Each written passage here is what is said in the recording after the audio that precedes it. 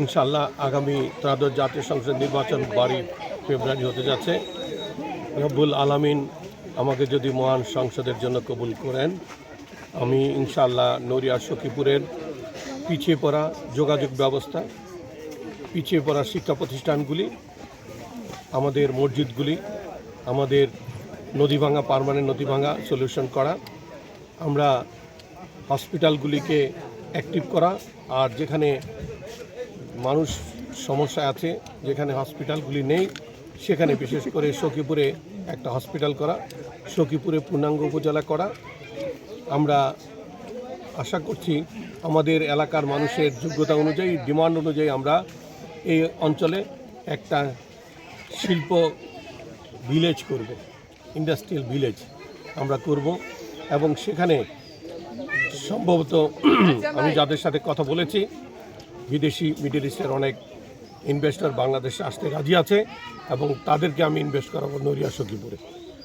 আমাদের একটা পরিকল্পনা আছে, নড়িয়ার যেখান দিয়ে নদী ভেঙে নিয়ে গেছে সেখান থেকে 2 কিলোমিটার আরও উত্তরে গিয়ে বাদ দিয়ে সেখানে একটা বন্দর করা হবে এবং সেখানে এমনভাবে করা হবে যেন আমাদের এই অঞ্চলে যেই সব এক্সপোর্ট ওরিয়েন্টেড ইন্ডাস্ট্রিগুলি হবে সেখানে কাস্টমস এখানে হয়ে যাবে, এখান থেকে ডাইরেক্ট মাদার ভেসেলে যাবে, মাদার ভেসেল থেকে এক্সপোর্ট হবে।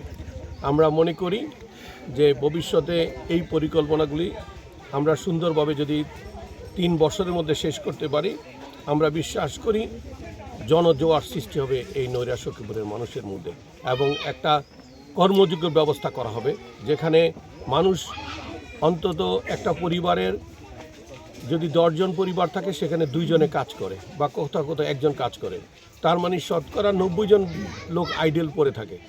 এই পাওয়ারটাকে আমাদের অ্যাক্টিভ করতে হবে। আমাদের শতকরা 2 জন বসে থাকতে পারে, 20% লোক, 10 জনের মধ্যে 2 জন বসে থাকতে পারে, তার মানে 20% আইডিয়াল থাকবে আর 80% লোক কাজ করবে, তাহলে দেশ অনেক দূর এগিয়ে যাবে। এবং আমরা বিশ্বাস করি আমাদের রিজার্ভ এই সরকার আসার সাথে সাথে 1 বছরের মধ্যে আমাদের রিজার্ভ ট্রিলিয়নে ছাড়িয়ে যাবে ইনশাআল্লাহ। প্রচারণায় আমি মনে করছি অভূতপূর্ব সারা, যেখানে মানুষ